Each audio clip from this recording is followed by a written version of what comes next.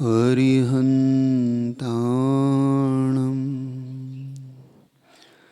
नमो सिद्धाणं नमो आयर्याणं नमो अज्जायाणं नमो लोये सव्वसाहुणं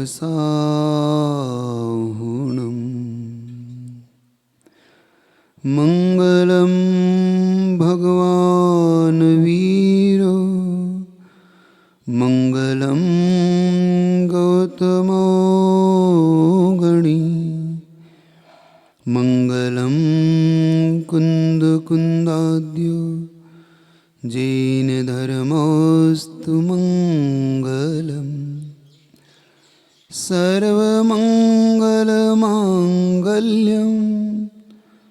सर्वकल्याणकारकं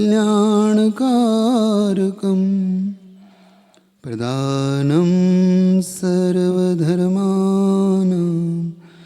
जैनं जयतु शासनं जैनं जयतु शासनं जैनं जयतु शासनम। बोलिए वर्तमान शासनक वर्तमान भगवान महावीर स्वामी की, आचार्य प्रवर गुरुवर विद्यासागर जी महाराज की, आचार्य प्रवर श्री समय सागर जी महाराज की, समस्त मुनि संघ की। भगवान महावीर से यह परंपरा चली आई। जब हम भोग भूमि से लेके इस भगवान महावीर तक की परंपरा को देखते हैं तो दो चीज़ हमें विशेषता यहाँ मिलेगी। भगवान आदिनाथ के समय के जीवों की प्रवृत्ति, 22 तीर्थंकरों के काल के जीवों की प्रवृत्ति और अंतिम भगवान महावीर स्वामी के काल की जीवों की प्रवृत्ति। कहते हैं कि भगवान आदिनाथ के समस्त उस काल में जन्मे हुए समस्त जितने भी मुनि बने सबसे कहा प्रतिक्रमण करो, पूरा प्रतिक्रमण करो। और भगवान महावीर के काल में जन्मे हुए समस्त जितने भी साधक बने उनसे भी कहा तुम भी पूरा प्रतिक्रमण करो। और शेष 22 तीर्थंकरों के काल में उन्होंने कह दिया कि जो दोष लगे बस उतना हिस्सा प्रतिक्रमण का पढ़ लो, वही प्रतिक्रमण है। पूछा गया ऐसा क्यों, तो उन्होंने उत्तर दिया कि भगवान आदिनाथ के समय के जितने भी साधक हुए इतने रिजु, इतने सरल हुए कि उन्हें यही नहीं पता पड़ता था कि हमें दोष लग गया। इसलिए अब तुम्हें पता ही नहीं है तो तुम दोष नहीं लगा या लगा तो इसलिए तुम प्रतिक्रमण पूरा करो ताकि तुम्हारा प्रतिक्रमण तो हो, ताकि दोष ही नहीं पता पड़ता है ना। कभी कभी बहुत सरल लोग होते, उन्हें इतनी सरलता होती है कि उन्हें यह पता नहीं कि अब क्या करें, हम तो भैया पता नहीं था हमने इसलिए कर लिया। फिर उनसे कहा प्रतिक्रमण कर लो। और भगवान महावीर के समय इतने वक्र साधक हुए, इतने वक्र मतलब घुमावदार, सिर्फ घुमाना ही जिनका काम है, मन में कुछ वचन में कुछ काय में कुछ। तो क्या तुम पूरा प्रतिक्रमण करो, तुम घुमाओगे, तुम प्रायश्चित ही नहीं बताओगे, तुम बताओगे नहीं क्या करा है तुमने पाप, इसलिए तुम पूरा प्रतिक्रमण करो। और महावीर और जो बीच के हुए 22 तीर्थंकर वो ना वक्र थे ना सरल थे, उन्होंने जैसा था वैसा बता दिया कि ऐसा हुआ कि ठीक है। फिर देखो ये इसलिए कह रहा हो, हम सब शायद महावीर के काल में जन्मे लेकिन हमारी बुद्धि सरल नहीं है, हम सब वक्र बुद्धि वाले हैं। हमें अभी शायद पूरे प्रतिक्रमण की आवश्यकता है, अधूरे प्रतिक्रमण से हमारा कुछ नहीं होगा। हमें अभी सरल और सहज बनने की आवश्यकता है। अभी हमें वैसा होने की जरूरत है जैसा अंदर से बाहर से एक होने की आवश्यकता है। इसीलिए जो पुराण आपके सामने रख रहा, चारुदत्त को लेके जब चल रहा हो, वो विशेष तौर से इसी को लेके चल रहा हो कि हम अपनी प्रवृत्ति को सुधार सकें, हम इस महिमा को समझ सकें कि जीवन पुण्य और पाप का खेल है। इसे हम पहले पकड़ें और समझने का पुरुषार्थ करें। हम किसी पर एकदम से ना टूटे ना रूठें। उस पर ना रूठने से ना टूटने से कुछ होगा। टूटना और रूठना है तो पाप पुण्य से समझने का खेल। कर्मों से टूटो तो ज़्यादा है, क्योंकि अरिहंत बना ही ऐसे जाता है। अरिहंत शब्द ही बताता है कि हमें अगर उनके जैसा बनना है तो उनके को ही अपनाना होगा। अरिहंत शब्द कैसे बना? अरिहर का होता है शत्रु, हंत का होता है जिन्होंने नाश किया, जिन्होंने शत्रुओं का नाश किया। शत्रु मतलब महाराज हम भी तो शत्रु का नाश कर रहे हैं, हम भी तो अपने शत्रु को छोड़ेंगे थोड़ी, है ना? जमीन से मिटा देंगे, उन्हें नहीं मिटाओ, उसमें जो निमित्त बन रहा है उसे मिटाओ। हम मूल चीज नहीं पकड़ते। चाणक्य ने अपने जीवन में एक बहुत बड़ी शिक्षा ली। जब चाणक्य का विवाद हुआ, किनसे? कौन से वंश से हुआ था? नंद वंश। तो नंद वंश के राजा से जब उसका विवाद हुआ तो चाणक्य ने प्रतिज्ञा की, मैं नंद वंश को जड़ से उखाड़ दूंगा और एक ऐसे राजा को प्रतिष्ठित करूंगा जो पूरे भारत को एकता के सूत्र में बांधेगा। ऐसा कोई भारत का सम्राट बनाऊंगा उसे। तो उन्होंने कहा तुम जैसे बहुत आते हैं तो ठीक है। तो जाते जाते चाणक्य के सामने एक ऐसी परिस्थिति आई। चाणक्य जा रहा था और जाते जाते देखता है कि भाई उसकी धोती एक कांटे में अटक जाती है। आपने देखा होगा ना, जो कांटेदार पेड़ आता है, वृक्ष आता है, जिसे सर्प का बोलते हैं ना, बबूल भी होता है। नहीं बबूल नहीं, बबूल से ज़्यादा वो नागफणी नागफणी का होता है, वो पूरा कांटेदार, उसमें अटक गई। छोटे छोटे होते हैं वो ऐसे। तो चाणक्य को इतना गुस्सा आया कि ये भी नंदवन जैसा ही है, मेरा अपमान करता है। अब चाणक्य ने देखा कि भाई इसको नाश कैसे करूं, तो चाणक्य ने काटना शुरू किया। फिर उग गया वो तो कुछ दिनों बाद। चाणक्य ने कहा भाई कहीं तो गड़बड़ है। तो चाणक्य ने क्या किया, उसमें मट्ठा डाला, उसकी जड़ में, जड़ को खोदा था और मट्ठा डालना शुरू किया। तो मट्ठा डालने से क्या हुआ मालूम आपको? मट्ठा डालने से उसकी जड़ सूखी। हम मूल को नाश करेंगे तभी हमारा मुख्य चीज दुश्मन नाश होगा, शत्रु ऐसे नाश नहीं होगा। तो चाणक्य ने अपनी उस जड़ को सुखा दिया और पूरा की पूरी धरती को बदल डाला। सुन रहे हो?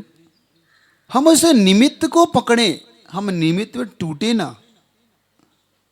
मूल निमित्त क्या है? वो भीतर छुपा हुआ है, बाहर नहीं है। हमारे तीर्थंकरों ने भीतर के निमित्त को पढ़ा, बाहर को नहीं पकड़ा। हम बाहर टूट रहे हैं, हम बाहर नहीं टूटने की जरूरत है। जो कुछ है भीतर है उसे पकड़ो। वो क्या था? कर्म। हमारे मुख्य शत्रु हैं कर्म। अरिहंत ने अपने मुख्य शत्रु कर्मों को माना, व्यक्ति को नहीं माना। हम स्वान वृत्ति वाले लोग हैं। स्वान वृत्ति जानते हो?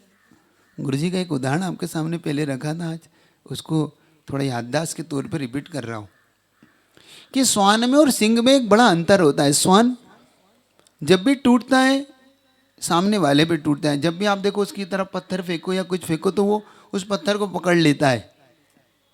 लेकिन सिंह की प्रवृत्ति अलग होती है। सिंह जब भी पकड़ता है कि कहाँ से आया, किसने फेंका, उसको पकड़ता है। तो जो स्वान वृत्ति वाले लोग होते हैं वो उस निमित्त पे टूटते हैं कि भाई इससे नुकसान हुआ, वो उसको मूल को नहीं पकड़ता कि फेंकने वाला तो और कोई है।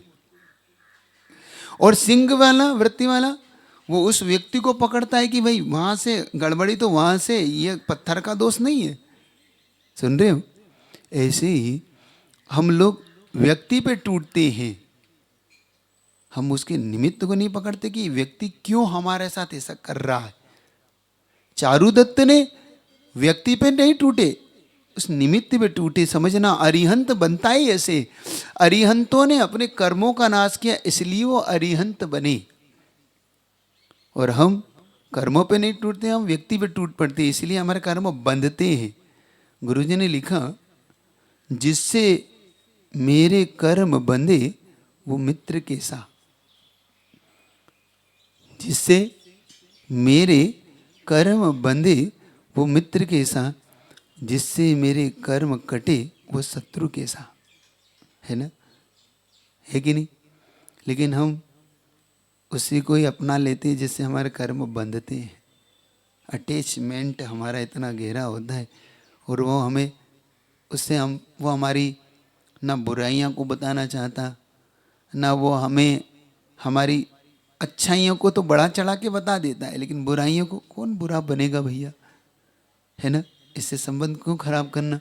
तो आपकी बुराइयों को इग्नोर करता है, लेकिन शत्रु हमारी बुराइयों को वो फोकस करता है। हमारा मित्र हमारी बुराई को इग्नोर करता है कि संबंध खराब ना हो जाए। हम उस बुराइयों को पल्लवित पोसते रहते और अपने आप में ही घमंड में जीते रहते कि मैं I am best, I am always right, I am सब कुछ हूँ, मैं सब कुछ हूँ, इसी भाव में जीते रहते। और हमारा मित्र हमारे कभी भी बुरा नहीं बनता हमसे। इसलिए कहा कि वो मित्र कैसा जिससे तुम्हारे कर्म बंधे। देखो हाइको को पकड़ना, वो मित्र कैसा जो तुम्हारे बुराइयों को नहीं बताता। मित्र का ये मित्रता है ही नहीं, ये तो स्वार्थ भरा संबंध है, ताकि भाई अपना काम निकलना चाहिए, हमारे को क्या लेना देना। है ना, अधिकतम यही शब्द होते हैं ना, अपने भी यही होते हैं, भाई अपने काम निकल जाए, अपने क्या करना, क्यों उससे बुरा बनने, क्यों बुराई बता रहे हो। वो बुरा मान जाएगा भी, और बुरा मान जाएगा फिर अपने काम नहीं आएगा। इसलिए जैसा चलने तो अपना काम निकाल लो, अपने को क्या करना। है ना, यही होते हैं ना। वो मित्र नहीं है ना, मित्र की ये परिभाषा है। और शत्रु हमें बताता है कि भाई देखो इसकी ये गलती है। तो गुरुजी ने कहा जिससे हमारे कर्म कटे वो शत्रु कैसा। वो तो हमारे कर्म काटना चाहता है, लेकिन हम कर्म नहीं काटना चाहते, हम तो कर्म बांधना चाहते। इसलिए हम मित्र पसंद करते, हम शत्रु पसंद नहीं करते ना। है ना, हम उसे पास नहीं बिठा देगा, इससे नहीं बिठाओ पास में, मेरे इससे नहीं पड़ती। समझ में आ रहा है नहीं, बात समझ में आ रही कि ऊपर से जा रही। तो जिससे तुम्हारे कर्म कटते हो उससे कभी बुरा मत मानो, क्योंकि वो तुम्हारे कर्म काटने में निमित्त बन रहा है। अच्छा एक बात आओ, मैंने एक बार पहले भी पूछा था, इसलिए थोड़ा सा विषय को रिपीट कर रहा हूँ कि अब चारुदत्त अपनी अंतिम दौर में है, कथा अपनी अंतिम दौर में आ रही है। चारुदत्त की एक विशेषताओं को लेके आप पूरी कथा कर रहा हूँ। तो हमारी प्रगति किससे होती, सही बताओ, मित्र से कि शत्रु से। कौन बताएगा आप में से। है शत्रु से। क्यों होती है शत्रु से। शत्रु और मित्र में क्या अंतर होता है, आप में से कौन बताएगा। कोई है, माइक वाइक है, कोई बताएगा, है क्या। आज थोड़ा सा जान लेना आपसे जानना चाहता हूं, कौन बताएगा आप में से कि भाई हाँ बताओ कि शत्रु और मित्र में क्या अंतर होता है। क्या आप शत्रु मित्र में क्या अंतर मानते हैं। महाराज जी, मित्र तो स्वार्थवर्षी बनते हैं, अपने हित का देख के ही हम बनाते हैं और अपने तरह के लोग बनाते हैं। और जो शत्रु होते हैं वो तो अपने आप ही बन जाते हैं किसी भी गुण से चिढ़के या किसी भी मतलब शत्रु तो बहुत हम बनाते नहीं है, वो बन जाते हैं। अच्छा, और कोई बताना चाहेगा। हाँ भाई पीछे। अच्छा, आज अच्छा विषय आपके सामने ला रहा हूँ ताकि आप, हाँ। अपने में जो विरोधाभास है वो शत्रु ही देख सकता है, मित्र तो जो समानता है वही देखेगा। मतलब अपने में जो विरोधाभास है वो शत्रु फोकस करता है इस पे, और मित्र तो समानता समानता इसलिए मित्र बना, विचारों में समानता है इसलिए। सामान्यता है इसलिए विचरा। और कोई आपका, कोई आप में से कोई बताना चाहे। हाँ, आप इतने शत्रु मित्र बनते हैं आपके, तो कम से कम आप इसकी डेफिनेशन तो समझ लो। नमोस्तु महाराज जी। ये सच्चा विकास तो एक अच्छा मित्र ही करवा सकता है, क्योंकि कैसे? वो इस तरीके से कि वो समय समय पे जो भी दोष हैं वो भी बताता है और अच्छा भी बताता है। शत्रु मुझे नहीं लगता वो कुछ कर पाए, क्योंकि उससे ऑलरेडी वैसे राग द्वेष चलते रहते हैं। अच्छा अच्छा, कितने मित्र हैं आप में से। सही, आपने बोला कि मित्र, हाँ हम पकड़े रहो, थोड़ा सा आपसे कुछ पूछ रहा हूँ उसका उत्तर देना कि कितने मित्र हैं जो वास्तव में आपको आज तक आपके दोस्त बताने आपको आए। महाराज जी मेरे है कुछ मित्र? हाँ, उन्होंने भी limited- दोस्त बताए? हाँ अच्छा सही बताना, अब अंदर की बात बताना।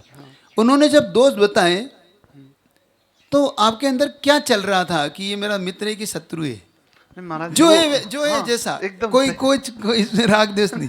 नहीं, केमिस्ट्री वैसी बनाई है कि जो चीजों पे बात करते हैं ना हम एक नहीं दूसरे वो की- एक अलग बात है। उस समय आप फर्स्टेड हुए, चिड़े कि आपको लगा कि भाई ये मेरे लिए हमेशा ही दोष गिनता रहता है, ये कि मेरे हमेशा ही मैं इतना दोषी हूँ, क्या ऐसा भाव आया था?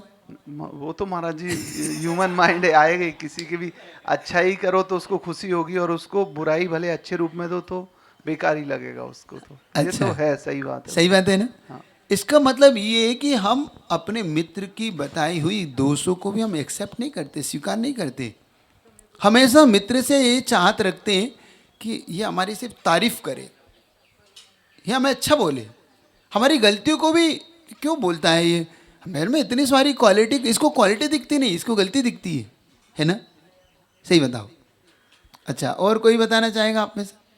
हाँ हाँ नमस्ते बेटे। गुरुदेव। हाँ शत्रु हमें हमारी कमी बताने के लिए वही फोकस करके सही बताता है जो हमें लग जाता है। नहीं सर। बताता है, लेकिन उस समय हमारे हमारे मन में क्या चलता है ये पूछना चाह रहा हूँ मैं आपसे, ये जानना चाह रहा हूँ कि उस समय हमारे मन में क्या भाव आता है? क्या हम एक्सेप्ट करते हैं, क्या हम उसे नकारते हैं, या एक्सक्यूज देते हैं, या हम उसको भाई इतने सारे बता दे कि नहीं ये आप नहीं, ये कारण ये है, ये कारण ये है, क्या करते हैं हम उस समय? भाव तो बदलते हैं, उसमें अपन सोचने सकारात्मक नकारात्मक सोच अपने पे तो डिपेंड। नकारात्मक ज़्यादा होती है कि सकारात्मक? नकारात्मक ज्यादा आती है। हम एक्सक्यूज ज़्यादा देते हैं कि हम स्वीकार ज़्यादा करते हैं? एक्सक्यूजेस देते हैं, बहाने स्वीकारने की देते हैं हिम्मत। हाँ, हम उसके बारे में, उसको भाई ऐसा नहीं है, ऐसा नहीं है। अच्छा कितने लोग हैं आप में से जो स्वीकार कर लेते हैं? कोशिश करते हैं। हैं? उसके जाने के बाद उसके सामने अब अपना फोकस अब बाद में ही रहेगा, तुरंत तो कुछ कर नहीं सकते अपन। हैं? क्या हमारी हमारी मेंटलिटी, हमारी चेंजेस हम कैसे लाएंगे? हम पहले हम लाइफ को हम कैसे समझेंगे? एक्चुअली में हमें ये चीज़ समझनी होगी कि शत्रु हमारा सबसे ज़्यादा हमें ऊपर उठाने का निमित्त बन सकता है। हाँ क्या? लेकिन महाराज जी हम शत्रु की बात मानते भी नहीं है ना, ये वो बोलेगा हमारे लिए अच्छा, लेकिन हम यही सोचते हैं कि वो हमसे चिढ़ बस या कुछ बुरी भावना से हमको कोई बात बोल रहा है। हमारे अंदर ये क्वालिटी होना चाहिए कि हम दूध का दूध पानी का पानी कर सकें।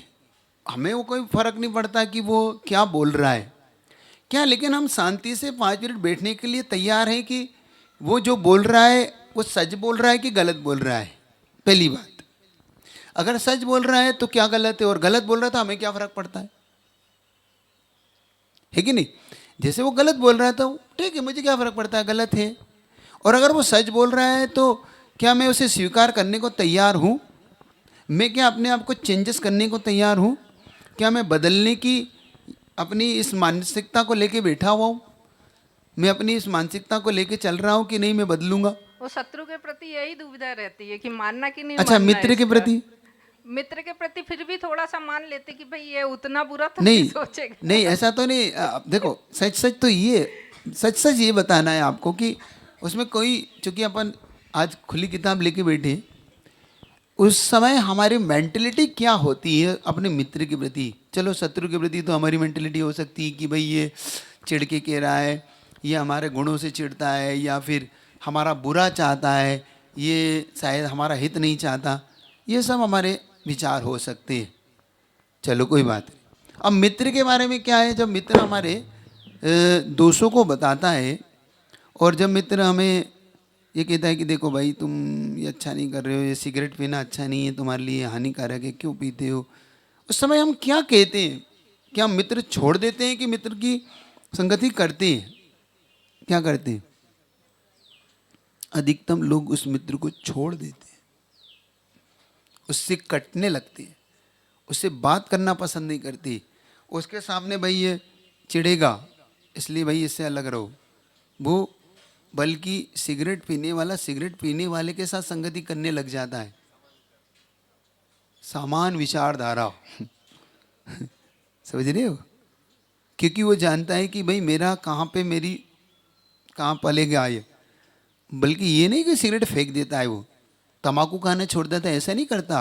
वो नॉनवेज खाना छोड़ देगा, वो ड्रिंक करना छोड़ देगा, वो ये नहीं करेगा, बल्कि वो अपने नॉनवेज खाने वाले को ढूंढ लेगा, ड्रिंक करने वाले को ढूंढ लेगा, वो तम्बाकू खाने वाले को ढूंढ लेगा, वो जुआरियों को ढूंढ लेगा, क्योंकि वो कहता है भैया तुम्हारा अपना नहीं बनेगा। वो ये और कह देता है कि भाई मिलते नहीं, भाई देखो तुम्हारी कुंडली अपनी कुंडली से नहीं मिलती, तुम खाओ ये घास फूस अपने बस का नहीं है, क्या जिंदगी में आए हो।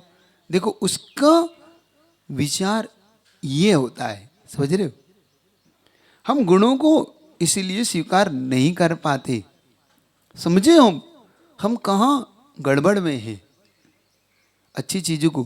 क्योंकि जो आपके सामने बात रखी वो इसलिए रख रहा हूँ ये पूरी, क्योंकि जो चारुदत्त ने बसंत सेना को, बसंत माला को स्वीकार किया, जो वेश्या थी उसे भी स्वीकार किया, उसके दोषों को इग्नोर किया और उसके गुणों को एक्सेप्ट किया। क्यों उसे स्वीकार किया? हम संसार में हम इन चीज़ों को समझने का पुरुषार्थ करें। ये इतना बड़ा उदाहरण मैं पहली बार पढ़ा हूँ इस पुराण ग्रंथ में।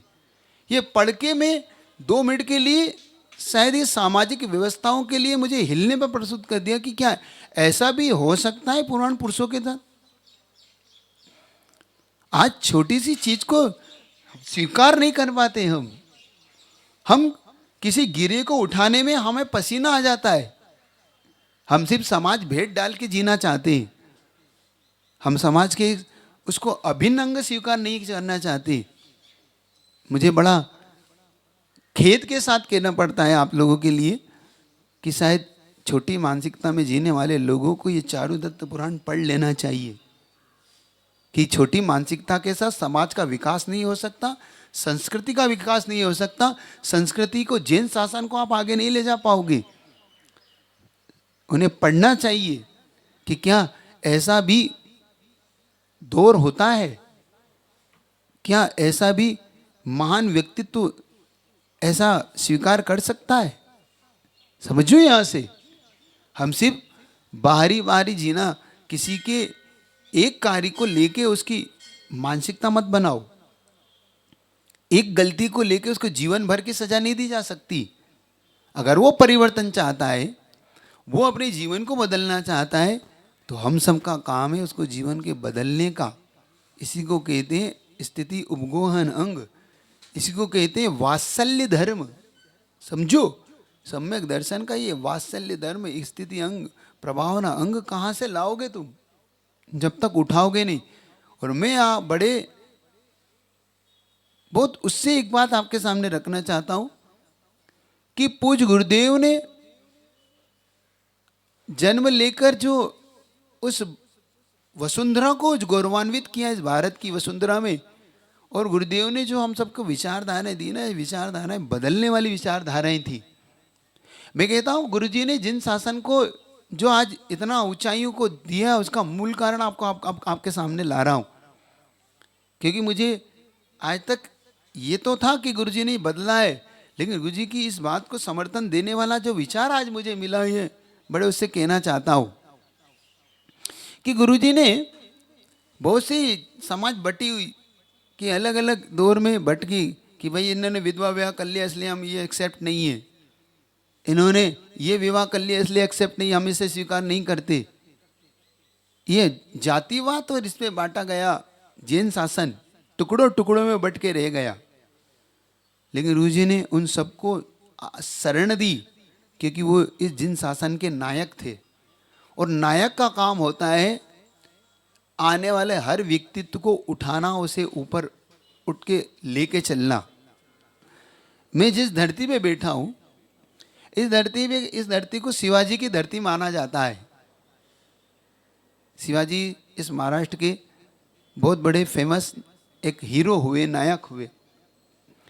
उनके काल की एक घटना आपके सामने ला रहा हूँ, इससे आपको बताता हूँ कि गुरुजी ने क्या किया, क्योंकि वो भी इसी महाराष्ट्र से, इसी दक्षिण भारत से गुरुजी ने गौरवान्वित किया, दक्षिण भारत में जन्म लेके इस दक्षिण भारत को। शायद उनके अंदर भी यही एक क्रांतिकारी विचार था जो क्रांतिकारी धारा में गुरुजी जिए। उन्होंने कभी कम समझौते नहीं की और हमेशा अपने विचारों को सशक्तता से रखा। उन्होंने कभी डर के या भयभीत होकर किसी विचारों से समझौते नहीं की। शिवाजी के एक बहुत बड़े मंत्री थे। वो मंत्री किसी कारण से मुगलों के काल में उन्हें मुगल धर्म को अपनाना पड़ा। शायद अन्ना जी था उनका नाम, मैं भूल सकता हूँ, नाम में चूक हो सकती है। उन्होंने मुस्लिम धर्म को अपना लिया क्योंकि उन्हें जबरन मुगलों ने मुस्लिम धर्म अपनाने पर मजबूर किया। उनके पत्नी और बच्चों पर तलवार रख के, या तो तुम इनको खोओगे या मुगल धर्म अपनाओ। औरंगजेब ने इतना अत्याचार करके, अब बात ये आई कि वो टोपी पहन के वो दाढ़ी बढ़ाकर घूमने लगे। अब जब ये बात शिवाजी को पता पड़ी तो उस समय एक वर्ग ऐसा भी था जिनका कहना था कि नहीं, किसी भी कीमत पर अब ये हिंदू नहीं बनाए जा सकते, इन्हें हिंदू नहीं बनाया जाएगा। तो उनके सामने अब समस्या थी कि भैया तो मुगल ही रहो या फिर हिंदू तुम बन नहीं सकते। तो जब बड़े बड़े पंडित विद्वानों ने इस चीज को नकार दिया, लेकिन शिवाजी ने तर्क देके कि ये कोई बात नहीं होती कि किसी पे मजबूर करके किसी को अगर बनाया गया है, उसकी मजबूरी का फायदा उठा के तो उसे पूरा धर्म परिवर्तन नहीं किया जा सकता, ये कोई मजबूरी नहीं है। और जब उनको छत्रपति, उन्हें शिवाजी बने और छत्रपति बन चुके थे, वो राजा नायक होने के नाते उन्होंने इस बात की घोषणा की कि नहीं, ये नहीं चलेगा, इसे किसी भी कंडीशन में आप लाइए और बदलिए।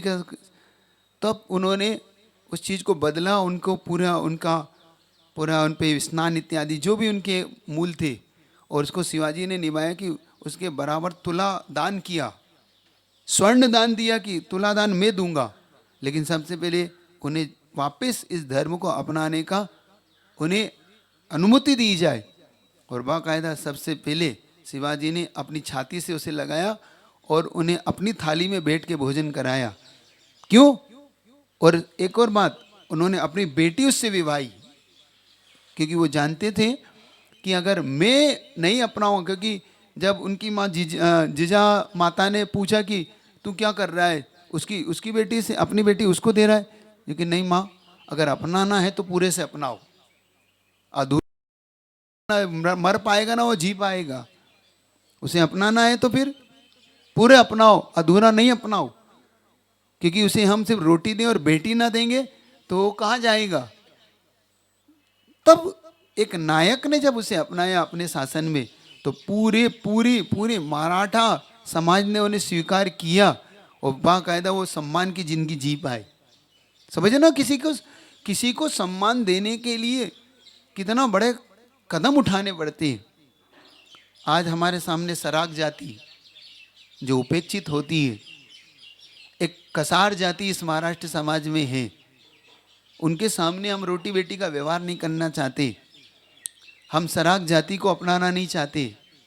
हमारे सामने एक ऐसे ही कलकत्ता का आपको उदाहरण दे रहा हूँ, पूज्य प्रमाण सागर जी महाराज ने उनका सरावगी समाज जो शायद 300-400 घर, वैसे तो हजारों घर हैं, जो किसी कारण या किसी निमित्त के कारण इस जिन शासन को छोड़ दिया था जिन्होंने। क्यों? क्योंकि जब एक साथ संगति होने लगती है तो हम कहीं कभी डेवलप हो जाते उस तरफ। किस तरफ? जिस तरफ हमें नहीं होना चाहिए। हमें समझना होगा इस बात को कि हम कहाँ गलत हैं, हम क्या गलती कर रहे हैं। जिन शासन को हम छोटा बना रहे हैं, हम बल्कि ना इससे विस्तार नहीं कर रहे। हमें इसे अगर आगे ले जाना है तो हमें कुछ उदार नीतियों को अपनाना होगा, इसे चेंजेस करना होगा। सिर्फ हम संकोचित दृष्टिकोण से जिएंगे तो आगे आपका ये सारा दृष्टिकोण सिर्फ अपने तक रह जाएगा, आप चार दीवारियों में रह जाओगे और एक दिन ये जिन शासन समेट के सिर्फ यहीं पे सूख जाएगा। क्योंकि जिस दिन तपन पड़ती है अच्छे अच्छे तालाब सूख जाते हैं। एक बात याद रखो, इस समय पंचेंद्रिय के विषयों की, पापों की ऐसी तपन है, ऐसी लू है, ये जिन शासन सूख जाएगा अगर आपने इस समय अपने आप को नहीं बचाया तो। सुन रहे हो? मैं डंके की चोट कह रहा हूँ इस बात को, आप थोड़ा बनिए। महाराज ने उस कलकत्ता में चातुर्मास किया, बेलगछिया। वह चातुर्मास के दौरान जब प्रमाणशाली के सामने, पूजवर के सामने जब ये बात आई कि इस सरावगी समाज जो कि पूरी हिंदू में कन्वर्ट हो चुकी थी, जिनके सिर्फ देवी देवता हिंदू ही हो चुके थे सिर्फ, क्योंकि वो जैन शासन छोड़ के पूरे उनको बुलाया तो हाँ महाराज हम नमोकार मंत्र तो जानते हैं, हाँ महाराज कभी कभी मुकुट सत्य पार्शनाथ भगवान आते हैं, हम शिखर जी जाते हैं, लेकिन हमें इससे ज़्यादा नहीं पता, हम तो पूरा। तो महाराज ने कहा नहीं, अब आपको इसे अपनाना है। तो महाराज अपनाएंगे तो कैसे अपनाएंगे, हम अपना लेंगे तो हमें बेटी कौन देगा, क्योंकि आप बेटी दोगे नहीं, और वो बेटी हमें इसलिए नहीं देगा कि आप जैन हो गए, हम कहाँ जाएंगे। महाराज ने इस बात की पूरी एक समाज को पूरा संगठित किया कि आप 300-400 घर आपस में बेटी रोटी भी दीजिए और एक साथ चलिए, एक दूसरे को उठाइए। और बड़े गर्व से आज कह सकता हूँ कि 400 परिवार जैन शासन को आज उन्होंने अपना लिया। ये परिवर्तन आया, हम समझे। अगर हमें इसको आगे ले चलना है, उदार भाव, ये चारुदत्त पढ़ने के बाद अंतरंग के भावों में ये परिवर्तन आप सबके भी लाना है। तो पूज्य गुरुदेव की एक बात बताता हूँ, गुरुजी ने इन सबको अपनाया, बड़े उदार और बड़े हृदय से अपनाया। जिन लोग को उपेक्षा किया जाता था इस बुंदेलखंड की धरती पे, उनसे आहार नहीं लिए जा सकते थे, जिन्हें ये कह के कि भाई तुम आहारदान के पात्र नहीं हो। पता पड़ा क्यों नहीं हो, कि उनकी 8 पीढ़ी 7 पीढ़ी पहले कोई ऐसा काम हुआ था कि नहीं ऐसा। आज बताओ आप, सागर, बंडा, ललितपुर, ये सब आपके अशोकनगर, गुना, इन इधर पूरी ये बेल्ट, जबलपुर, ऐसे हजारों परिवार हैं जो आहारदान से उपेक्षित थे, जिन्होंने अपने अलग मंदिर बनाए। ये मंदिर का विभाजन ही क्यों हुआ था, एक ही गली में 5 मंदिर की जरूरत क्या पड़ गई थी, उनका अलग, इनका अलग, इनका अलग, क्यों? क्योंकि भाई ये हमारे यहाँ अभिषेक नहीं कर सकते, पूजा नहीं कर सकते। मुझे बड़ा आश्चर्य होता है कि 3-3 पीढ़ी किए हुए दोस्त को आज तक आप लादे घूम रहे हो, आज तक आप क्षमा नहीं कर पा रहे हो। और कहाँ चारुदत्त तत्काल में सारी व्यवस्थाओं को बदल डाल रहा है। समझने का पुरुषार्थ करिए। आपको बात समझ में आ रही नहीं आ रही आप लोगों को? इसी का बहुत बड़ा एक परिणाम एक हेगड़े जी हुए,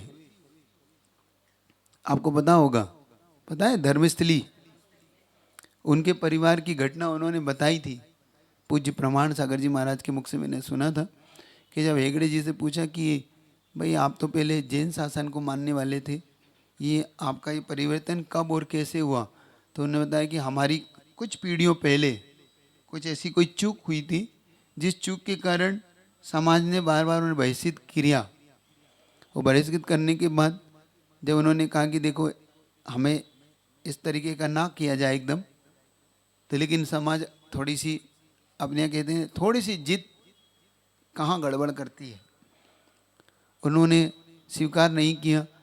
तो उन्होंने कहा कोई बात नहीं, तो उनके साथ 10,000 परिवार कन्वर्ट हुए जैन शासन छोड़ के, क्योंकि वो राजा माने जाते हैं वहाँ के।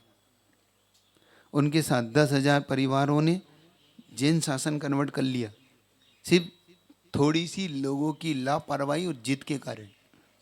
समझो कहाँ हम अपने जिन शासन को चोट पहुँचा देते हैं। तो समझने का आप लोग पुरुषार्थ करेंगे इस घटना से, क्योंकि चारुदत्त ने जो कुछ किया वो एक प्रेरणादायक आप लोग के लिए होना चाहिए कि जब किसी को ऊपर उठाया जाता है, किसी को हमें अगर जिन शासन में हमें ऊपर उठाना है, तो वो हमारे लिए सिर्फ शब्दों का विषय ना हो, सक्रिय सम्यक दर्शन का विषय हो। कल आपसे कहा था कि सक्रिय सम्यक दर्शन कैसे बनता है, जब व्यक्ति अपना उदार भाव लाता है, अपने भावों को बड़ा ब्रॉड बनाता है, बड़ा बनाता है। गिरते हुए को उठाना ही सच्चा सम्यक दर्शन है। अपनी आत्मा को भी उठाइए, अपने चैतन्य को गिरता हुआ तो हमें उठाना ही है, हमने अपने आप को संभालना ही है।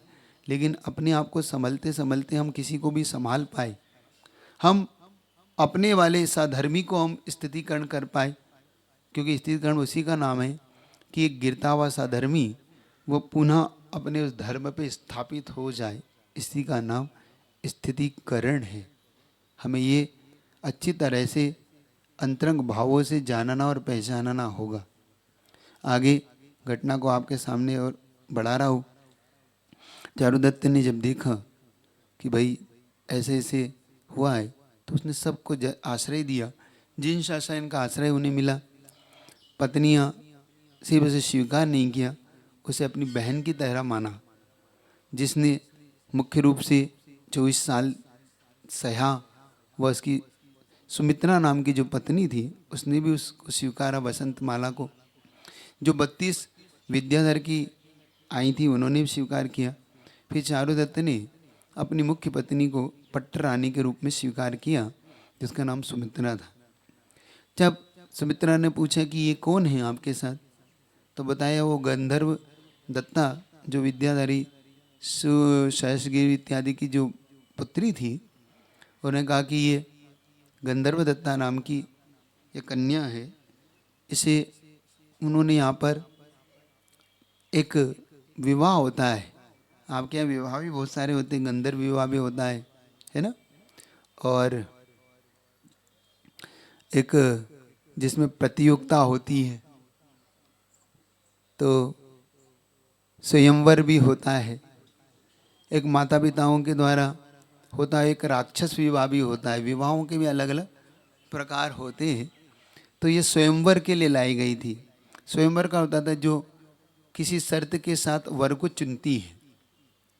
तो इसकी शर्त थी कि जो मुझे वीणा वादन में जीत लेगा, ये वीणा वादन की अच्छी प्रवीण थी वीणा बजाने में, तो मुझे जो जीत लेगा उसको मैं अपना पति मानूंगी, अन्यथा मैं विवाह नहीं करूंगी। इसको बोलते हैं स्वयंवर।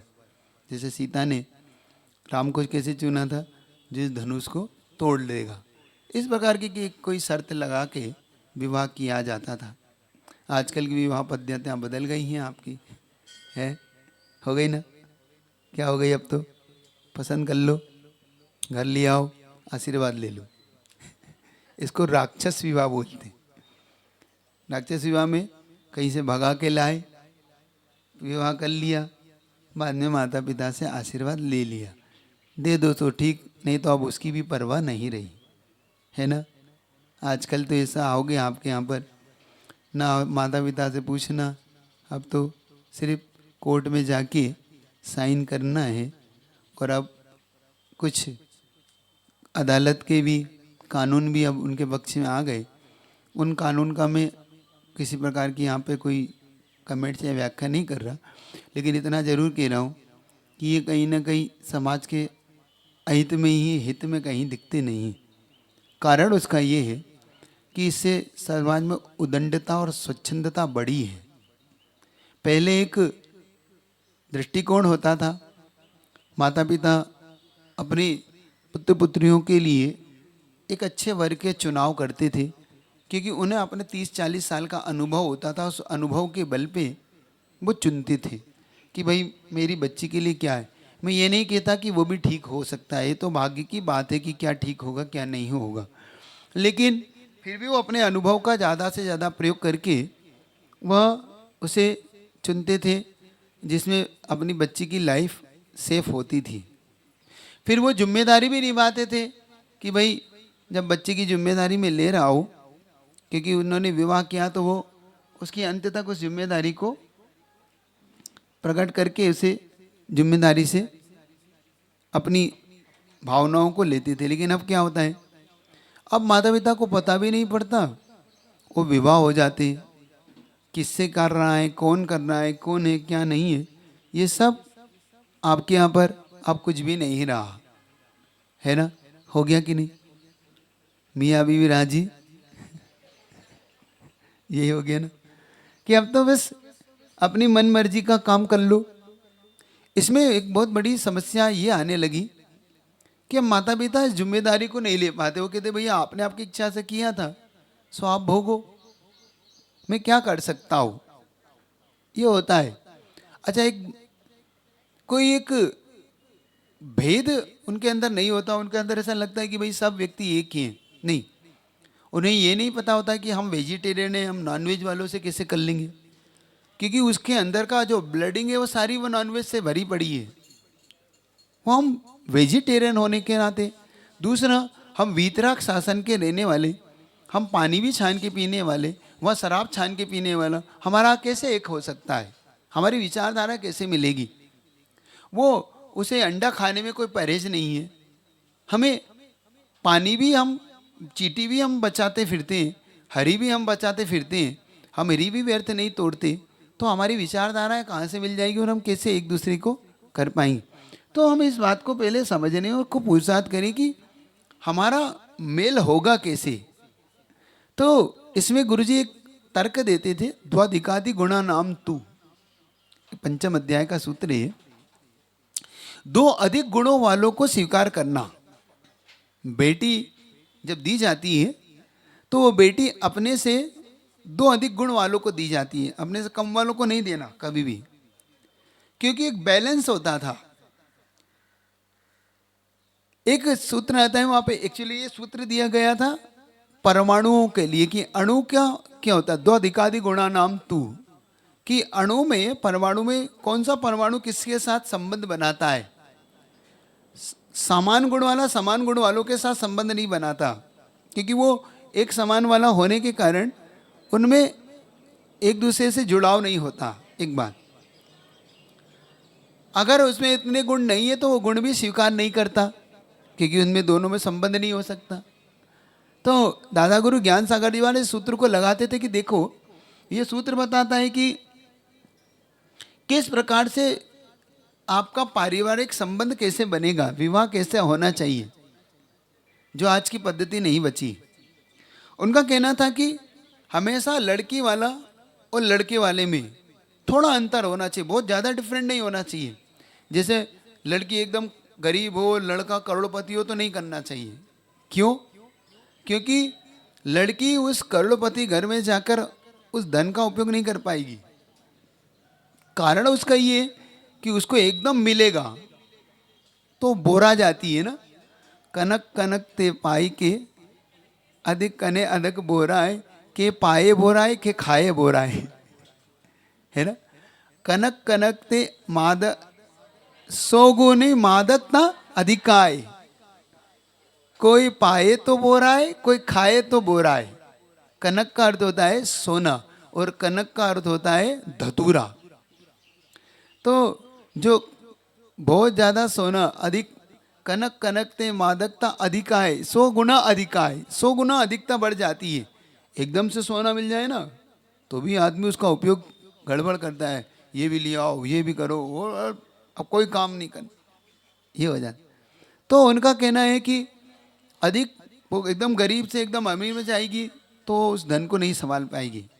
एक, क्योंकि उसको बोराने लगती है उसके अंदर, भाई ये भी कर लूँ, ये भी कर लूँ, ये करने लगती है ना। तो ये कारण, तो फैमिली डिस्टर्ब होती है उसकी। अच्छा, फिर ये भी होता है, लड़के वाले पैसे वाले हैं तो फिर इस तरीके से वो उनके सम्मान में कमी सी लगती है कि भाई आपने हमारी इज्जत के अनुकूल नहीं दिया। अब वो लड़की गरीब है, कहाँ से देगा, पिता गरीब है, तो वो उसकी अनुकूलता संबंध में नहीं बैठती। अब मान लो लड़का गरीब है, लड़की अमीर है, तो क्या प्रॉब्लम है? वो प्रॉब्लम ये है कि वो लड़का उसकी फैसिलिटी नहीं कर पाएगा, क्योंकि वो लड़की, भाई मुझे ये ला के दो, मुझे वो ला के दो, मुझे ये ला के दो, वो कहाँ से लाएगा? उसकी जॉब ही नहीं है। जितनी की तुम्हारी कार है उतनी की तो उसके पास चप्पल भी नहीं है। उतनी अब तुम्हारा पूरा घर बेच दे तब जाके तुम्हारी कार की फैसिलिटी ला के दे, और तुम कह रहे हो मैं इतने बड़े घर की लड़की हूँ, मेरा परिवार ये था वो था। क्यों बिगड़ते हैं संबंध, समझ रहे हो? तो उन्होंने कहा समान गुण के धारी होने पर दो अधिकादि गुणा नाम तू, थोड़ा सा बड़ा हो, ऐसी फैमिली में विवाह टिकता है और चलता है। क्योंकि वह लड़की उस जाकर थोड़ा सा कम हो और लड़का थोड़ा सा फैमिली अच्छी हो, तो वो फिर आपस में जुड़ जाते हो और उतने में दोनों का काम चल पड़ता है। ना उन्हें ज़्यादा मांग है, ना इन्हें एकदम ज़्यादा अब अपने स्वाभिमान को ठेस पहुँचती हो, दोनों में बात बनी रहती है। पहले ऐसे विवाह होते थे, समझना। यहाँ पर ये विधवा पद्धति बहुत बड़ी और गहराई से समझने वाली है। आप लोग को इसलिए कह रहा हूँ कि चारुदत्त ने किस प्रकार से विवाह चुन रहा है गंधर्व दत्ता के लिए, तो ये जो आजकल की पद्धतियाँ हैं ये थोड़ी सी समझने वाली होती है, क्योंकि इसलिए सबसे बड़ी बात है कि एक उम्र जब होती है वो एक उम्र जो होती है वो ना समझ वाली ही है। आप कितने ही कितने बड़े पैकेज कमा लो, आप अपने माता पिता से ज़्यादा समझदार आप नहीं हो पाओगे, क्योंकि उनके पास अनुभव का ज्ञान है और तुम्हारे पास सिर्फ पुस्तकों का ज्ञान है। पुस्तकों के ज्ञान पे अनुभव का ज्ञान हमेशा भारी होता है, याद रखना। 1000 तुम लाख पुस्तक पढ़ लेना और उनका एक छोटा सा अनुभव तुम्हारे जीवन में बदल देगा, क्योंकि उन्हें पता है कि मैंने 50 साल किस प्रकार से संघर्ष किया है और कैसे जीवन में बदलाव लाया है। लाख कोशिश करो। तो उस समय हम सिर्फ जो होती है एक उम्र, कहते हैं कि एक नादानी वाली उम्र होती है, अरे ऐसा कैसे, ऐसा कुछ भी नहीं। वो जानते हैं कि कहाँ किसके साथ उठना बैठना करना, समझ रहे हो। तो उनका चुन, और आप चुन लेते किसी को भी, हमें तो नहीं इन्हीं जीवन साथी बनाना है, हमारा तो इन्हीं के साथ रहना है। 7 जन्मों की कसम खाते और 7 दिन भी नहीं रह पाते, है ना। चांद तारे तोड़ने की कसम लाते हो, आम तो तोड़ के ला नहीं पाते हो, हैं। दुकान से तो खरीद के ला नहीं पा रहे हो और चांद तारे तोड़ने की बातें कर रहे हो। समझ में आ रही कि नहीं आ रही। 2 दिन में पसीना आ जाता है जब घर आती है। घर आने से पहले बहुत अच्छी लगती है ना। पहले क्या लगती, चंद्रमुखी, फिर ज्वालामुखी, फिर क्या कौन सी मुखी होती, फिर चंद से सूर्यमुखी हो जाती है, सूर्यमुखी से फिर वो ज्वालामुखी होने लगती है। अब तो रहना ही भाई दुश्वार हो रहा है। क्या हुआ भैया, अभी तो आप कह रहे थे जिएंगे मरेंगे एक साथ, है, छोड़ेंगे ना तेरा साथ ये साथी 7 जन्म तक, है? 7 जन्म भी नहीं, 7 घंटे भी नहीं चल पा रहा है भाई। कह रहा है अब तो पानी भी नहीं पीना तुम्हारे हाथ का। भाई तुम तो कह रहे थे माँ के हाथ से ज्यादा टेस्ट तुम्हारे हाथ में। क्या हो गया एकदम से, क्या चेंजेस आता है? आप में से कोई बताएगा? कोई नहीं। क्या चेंजेस आ जाता है एकदम से।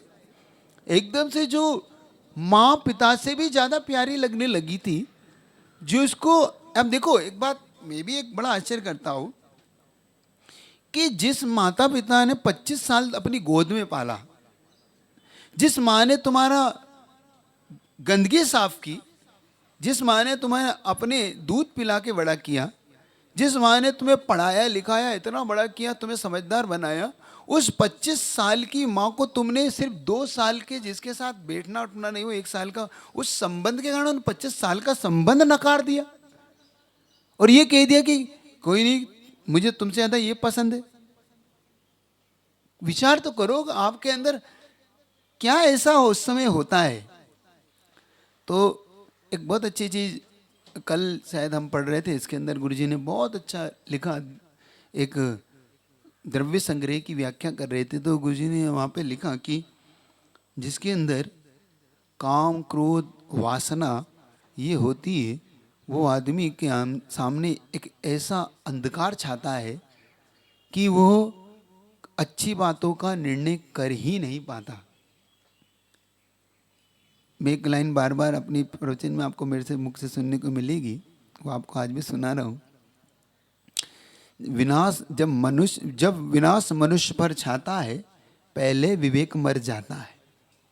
किसी अच्छे कवि की लाइन है ये कि जब मनुष्य पर विनाश आता है ना, तो सबसे पहले उसका विवेक मरता है, उसके सोचने और समझने की क्षमता कुंठित होती है। बाद में उसे समझ में आता है कि ये क्या हो गया, मैं कैसा हो गया, मैं क्षमा चाहता हूँ, मैं ये करना ही नहीं चाहता था, ना जाने क्यों पागलपन छा गया, है ना। बहुत से लोग ऊपरी बाधा उतराएंगे, कहीं जंतर मंतर करेंगे, कहीं घंटा ताबीज करेंगे, उसे ऊपरी नहीं है भीतरी ही है, उसे कुछ नहीं है ऊपरी। जब दिल लगा हो मेंढकी से तो परी क्या चीज है। मेंढकी भी बोलो ले गधी से, है ना। जब गधी से दिल लगा हो तो परी भी क्या चीज है। माता पिता कह रहे बेटिया तेरे लिए इतनी अच्छी लड़की ढूंढ ली है, नहीं मुझे तो उसी से ही करना है, मुझे आपकी नहीं चाहिए। हम लोग साथ में पढ़े हैं, हम विचारधारा जानते हैं, इसलिए हम एक साथ रहना चाहते हैं। हम इतने साल पढ़े हैं तो हम अच्छी तरह से एक दूसरे को समझ लिया है। अच्छा, आपने समझ लिया, बहुत बढ़िया है। फिर समझ कहाँ चली गई? समझ का पंछी कहाँ उड़ गया है? जो समझ का पंछी दाना चुगता था 3 साल तक, वो 3 दिन भी नहीं टिका, वो फुर्र हो गया। अब कह रहे हैं कैसे निभाएं हम, तलाक ले लें, क्या करें? वकील को पूछ रहे हैं। बाप ने कहीं तो समझ में नहीं आई। कुछ लोग को शायद समझ में नहीं आती। एक उदाहरण मैंने पढ़ा था, बड़ा अच्छा लगता है मुझे, कि एक शिष्य और गुरु बैठे हुए थे। शिष्य अचानक कहीं जाने की तैयारी करता है, तो गुरु पूछते हैं क्या बात है आज? नहीं गुरुदेव, मुझे बहुत अर्जेंट काम से कहीं जाना है। गुरु जी ने थोड़ा सा मुहूर्त देखा, ये सब देखा, तो गुरु जी ने कहा देखो आज मत जाओ, 1-2 दिन बाद चले जाना, आज मुझे ठीक नहीं लग रहा है कुछ। और कहा नहीं गुरु जी सब ठीक है, कोई बात नहीं, सब ठीक है, हो जाएगा, मुझे तो आप तैयारी कर ली, मुझे जाना है ना। कभी कभी बच्चे जिद पे अड़ जाते हैं कि नहीं आज तो जाना है पापा। मम्मी कह रही बेटा कोई बात नहीं, देख लेना। माता पिता कह रहे अभी रुक जाओ, देख लो, थोड़ा सा मुझे आज अच्छा महसूस नहीं हो रहा। नहीं नहीं जाना है, जाना है, ठीक है। जब गुरु ने कहा कि अब ज़्यादा जिद करना ठीक नहीं, जाओ जैसा अच्छी है। वो गया और मुश्किल से 10-5 मीटर या 10-5 कदम भी नहीं चल पाया, और उसने देखा कि एक गधा चिल्ला रहा, जोर जोर से रेक रहा है। डेचू डेचू रोकता है, पंचम स्वर में रेक रहा है। तो उसने कहा अरे अब सगुन हो गया। सगुन हो जाता ना, अब सगुन हो गया, अब सगुन हो गया भैया, अच्छा लग रहा है, अब इससे लगता है कि कुछ गड़बड़ ना हो जाए। तो वापस लौट आया। गुरु ने पूछा क्या बात हो गई, क्यों लौट आए तुम? उसने कहा गुरुदेव वो अपसगुन हो गया। क्या अपसगुन हो गया? अरे वो जा रहा था, एक गधा जोर जोर से रेक रहा था। उन्होंने कहा बेटा तुझे गुरु की समझ में नहीं आती, तुझे गधे की समझ में आती है। क्यों? तुम में से तुम लोग को गुरु की समझ में आ जाएगी कि गधे की समझ में आएगी? क्यों? आपको किसकी समझ में आती है? आ जाएगी? आ जाती है सोचे? तो इतने सब समझा रहा हूँ, आदि पौनगढ़ समझ में आ रही कि देखो हम लोग के क्या है, पंच मंजूर पंचायत मंजूर, नाला तो वहीं से निकलेगा, है ना? हमारा तो नाला ये देखो, पंच कह रहे हैं देखो ऐसा मत करो, ये ठीक जगह नहीं है, उधर से निकालो। देखो साहब, पंच मंजूर पंचायत, नाला तो ऐसे ही है ना। हम लोग मंजूर है लेकिन करेंगे तो मन की। हमें हमारा आप बिल्कुल ठीक कह रहे हो, गुरु ने ठीक कहा है, लेकिन भाई काम तो यही होगा, है ना? आप सबका यही ट्रेड होता है ना। देखो महाराज जी ने बहुत अच्छा कहा, आज तो गजब का प्रवचन दिया। अरे बहुत, ऐसा प्रवचन तो सुना ही नहीं हमने। क्यों तुम लोगों ने सुना ऐसा प्रवचन मैंने आज दिया? लेकिन काम तो वही करोगे ना जो कर, उसमें कोई परिवर्तन नहीं है ना। क्यों है? कोई परिवर्तन नहीं है, समझ रहे हो? है हम नहीं सुधरेंगे, बोर्ड लगाया है हमारे तो महाराज, हम जैसे हैं वैसे ही हैं, हम जहाँ पढ़े हैं वही हैं। यो यत्र रमते तस्मात् दन्यत सा न गच्छति। आचार्य पूजपाद स्वामी ने कहा है हमारे लिए, यो रमते तस्मात्, जो जहाँ रम जाता है वहीं रहने लग जाता है, जो जहाँ रहने लग जाता है वह अन्यत्र नहीं जाना चाहता, क्योंकि हम तो ऐसे ही हैं। क्यों? ऐसे कुछ है क्या है आखिर? समझ में आ रही नहीं आ रही बात? कुछ बैठ रही नहीं बैठ रही? तो आपको ऊपर उठाना है, आपको समाज को बदलना है, चेंजेस लाना है। तो इस बात को बहुत अच्छे से स्वीकार करो। शायद ये कठिनाई होती है। तो जो मैं कहना चाह रहा था कि जो आज नवयुवक हैं वो भी इस बात को सुने और समझे कि अपने माता पिता का अनुभव होता है। वो बालिकाएं भी सुने जो गलत कदम उठा जाती है, 4 दिन की दोस्ती होती है, माता पिताओं का 33-40 साल उनकी उम्र इसी में बीती है। उन्होंने अच्छे बुरे दिन सब देखे हैं, अच्छे बुरे लोगों को भी देखा है। तो उनके अनुसार अकॉर्डिंग अगर चलोगे तो मैं मान सकता हूँ कि 90% तो आपका अच्छा ही होगा। देखो कर्म का उदय तो मैं नहीं कह सकता कि माता पिता के बावजूद भी बात बिगड़ जाती है, हो जाता है संसार में, ऐसे भी दौर आ जाते हैं। मैं गारंटी तो कोई किसी की नहीं ले सकता, क्योंकि लोगों के मन में ये बात आती है कि माता पिता करने के बावजूद भी ऐसा हो जाता है तो फिर क्या करें, इससे अच्छा है बेटर है हम ही देख के कर लें। देखो अधिकतम जो आप सपने बुनते हो वो ख्वाली पहलाव के अलावा कुछ नहीं होता, सिर्फ कौन धुनेगा कौन बुनेगा वाली स्थिति होती है। और बड़े बड़े सपने देखते हो, बाद में जब धरातल पे आते हो, जब धरती देखते हो तो सारे सपने फुर्र हो जाते हैं और ओरिजिनल औकात पता पड़ जाती है। समझ में आ रही है? औकात शब्द इसलिए ले रहा हूँ, ये कठिन शब्द है, शायद आपके दिल को चोट पहुँचा दे तो पहुँचा दे, लेकिन कम से कम हम अपनी असलियत पहचानने का पुरुषार्थ करें। हम अपनी असलियत क्या है, उस असलियत को माता पिता अच्छी तरह जानते हैं कि अपनी औकात कितनी है। उस औकात में अपनी चादर के अनुसार फेर फैलाओ, वरना ये चादर भी फट जाएगी और किसी काम की नहीं रहेगी। कहीं ना तन ढकेगा ना मन ढकेगा, सिर्फ नहीं करोगे। इसलिए ये जो निर्णय आप लेते हैं, ये निर्णय लेने से पहले 1000 बार सोचे। गंधर्व दत्ता ने जो किया वो आगे कल, आपका समय आज काफ़ी हो गया, आगे कल चर्चा करूँगा कि गंधर्व दत्ता का विवाह किस प्रकार से होता है। और चारुदत्त का कल अंतिम वो होगा कि वो दीक्षा कैसे प्राप्त करता है, क्योंकि यहाँ से चारुदत्त कैसे वैराग्य को प्राप्त कर लेता है। जिसे इतना बड़ा साम्राज्य प्राप्त हुआ उसने चुटकियों में कैसे छोड़ दिया, ये देखने लायक दृश्य है कल का, कि कैसे छोड़ देता है महान व्यक्ति, क्यों छोड़ देता है। जिस चीज़ के लिए आप लोग सब तरस रहे हो ना, कैसे तो मिल जाए। चारुदत्त को इतने रत्न मिले, हमें एक आधी देखने को ही मिल जाए। जिस चीज को तुम तरस रहे हो महापुरुष कैसे 1 मिनट नहीं लगता उन्हें, इतनी सुंदर सुंदर रानियां, और कहाँ एक काणी रानी नहीं छूटती और कहाँ एक सुंदर रानी को छोड़ देता है। ये तो आश्चर्य मैं मानता हूँ। 32 रानियां, एक से एक सुंदर, जो अप्सराओं से भी बढ़ के है, उस रानी को भी यूं छोड़ देते और वो रानी भी उसी पथ का अनुसरण करती। देखना चारुदत्त से क्या कहती है वो रानी, गजब का वर्णन है। तो उस वर्णन का कल चर्चा करूँ। आज आपका काफ़ी समय हुआ तो आपको शायद संकेत पूरे समझ में आए होंगे।